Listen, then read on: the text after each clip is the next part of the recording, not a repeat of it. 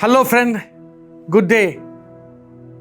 ఇది దేవుడు మీకు ఇస్తున్న హోప్ ఫర్ టుడే. కొరింథీయులకు రాసిన 2వ పత్రిక 1వ అధ్యాయము 3వ వచనంలో ఈ మాటలు ఉన్నాయి. కనికరము చూపు తండ్రి, సమస్తమైన ఆదరణను అనుగ్రహించు దేవుడు, మన ప్రభు అయిన యేసుక్రీస్తు తండ్రియునైన దేవుడు స్తుతింపబడునుగాక. ఈ వచనంలో దేవునిని కనికరము చూపు తండ్రి, సమస్తమైన ఆదరణను అనుగ్రహించు దేవుడు అని దేవుని చూపిస్తున్నాడు. కనికరము చూపు తండ్రి, సమస్తమైన ఆదరణను అనుగ్రహించు దేవుడు. ప్రియులారా, మన దేవుడు ఏ కష్టములో ఉన్నా ఆ కష్టములో నీ పట్ల నా పట్ల కనికరము చూపే దేవుడు. ఏ వేదనలో ఉన్నా, ఏ దుఃఖంలో ఉన్నా ఆ దుఃఖములో, వేదనలో మనల్ని ఆదరించే దేవుడు. సారెపతు అనే ఊరిలో ఒక పేద విధవరాలు ఒక్క పూట భోజనం తప్పితే ఇంకేమీ లేదు ఆ ఇంటిలో.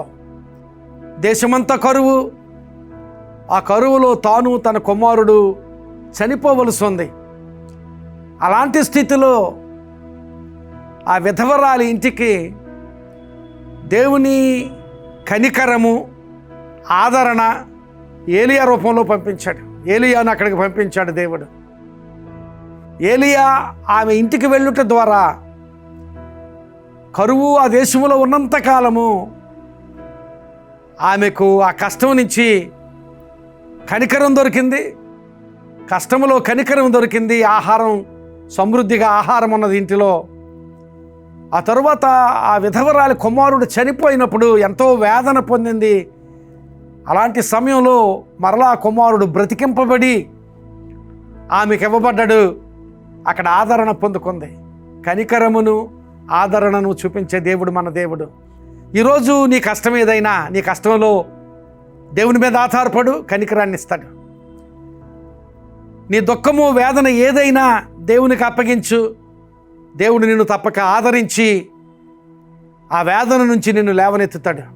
అట్టి ఆశీర్వాద స్థితి నువ్వు పొందుకోగలిగేటట్లుగా నీ పరిస్థితిని ఆయనకు అప్పగించు. దేవుడు తప్పక సహాయం చేస్తాడు.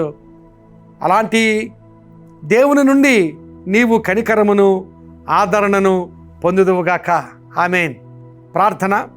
పరిశుద్ధుడా, కృపగలిగిన మా తండ్రి, ఈరోజు ఈ మాటలను బట్టి మీకు స్తోత్రాలు. నిజమే ప్రభు, మా కష్టంలో కనికరం చూపించి కష్టం నుంచి విడిపించే దేవుడవు. మా వేదనలో ఆదరణ చూపించి ఆ వేదన నుండి లేవనెత్తు దేవుడవు. అట్టి ఆశీర్వాద స్థితి మాటలు విన్నవారికి దయచేయమని యేసు నామమున అడుగుచున్నాను తండ్రి. Amen. God bless you my friend.